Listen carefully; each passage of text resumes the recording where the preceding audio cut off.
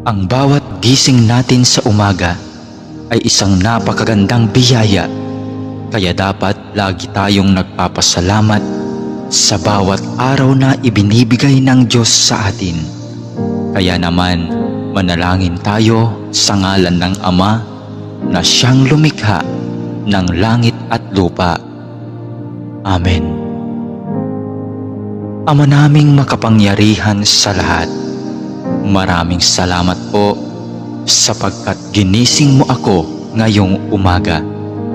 Isang bagong araw na naman ang aking haharapin.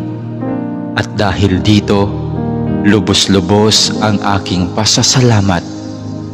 Sa unang mga sandali ng aking araw, nais kong mapuspos ng iyong biyaya at pagmamahal. Kaya narito ako upang makapiling ka sa panalangin. Bantayan mo ako at gawing ligtas sa buong maghapong ito. Ilayo mo ako at ang aking pamilya sa anumang masama.